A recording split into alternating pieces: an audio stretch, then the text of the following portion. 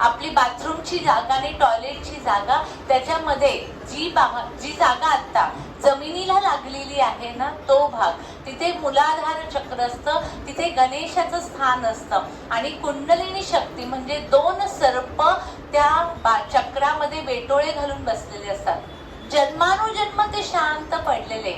ह्या जन्मात मी चक्रांची साधना करणार आहे आणि जेव्हा जप करणार आहे तेव्हा ही चक्र जशी आपण वेणी घालतो बघा, आपल्या अध्यात्मात पाठीच्या पुढे वेणी असते, ती वेणी कुंडलिनी शक्ती झाकून ठेवण्यासाठी असते.